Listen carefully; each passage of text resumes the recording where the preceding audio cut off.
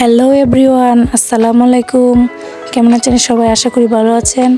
আমি আজ আপনাদেরকে তৈরি করে দেখাবো, যখন আমাদের মাছ মাংস খেতে ইচ্ছে হয় না, তখন আমার এরকম রেসিপি বানিয়ে খেতে ইচ্ছে হয়। আমি আপনাদেরকে আজ তৈরি করে দেখাবো ঢেঁড়স দিয়ে একটি রেসিপি তৈরি করে।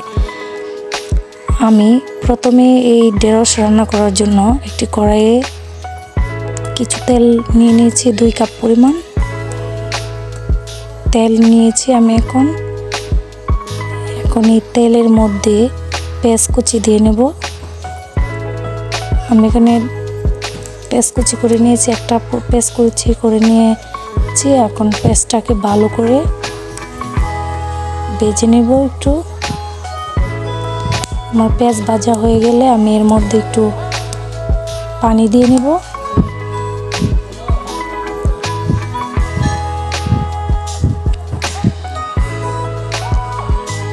পানি দেওয়া হয়ে গেলে আমি এর মধ্যে একে সকল উপকরণ দিয়ে নেব। আমি এর মধ্যে প্রথমে দিয়ে নিচ্ছি লবণ, স্বাদ মতো লবণ দিয়ে নেব। তারপর 1 টেবিল চামচ মরিচ গুঁড়া দিয়ে নেব,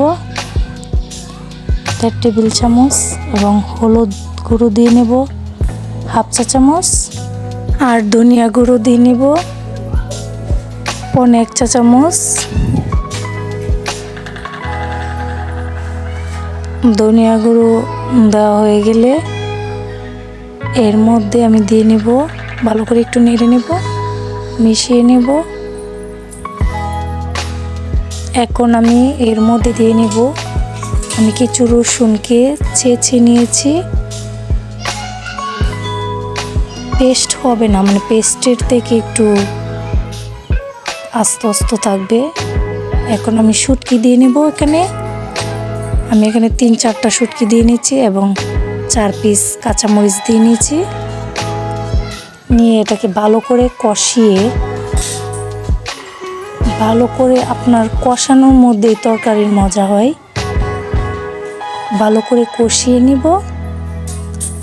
আমি আজ আপনাদেরকে এই রেসিপিটা ঘরোয়াভাবে তৈরি করে দেখাবো। এটা একদম পারফেক্ট টেস্ট আসবে যদি আমি মশলাটাকে ভালো করে কষাই। মশলাটা কষানো হয়ে গেলে আমি এর মধ্যে ঢেঁড়স কুচি করে রাখা দিয়ে নেব। আমি এখানে ঢেঁড়সকে দেখতে পাচ্ছেন আপনারা, টুকরো টুকরো করে নিয়ে রেখেছি।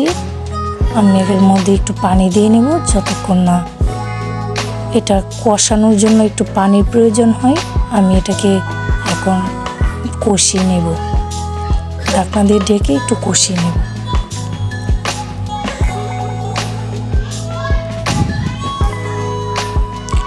কষানো হয়ে গেলে ভালো করে আর একটু পানি দিয়ে নেব। আমি পানি দিয়ে যতক্ষণ না পর্যন্ত রান্না হয়ে গেলে আমি এটাকে নামিয়ে নেব।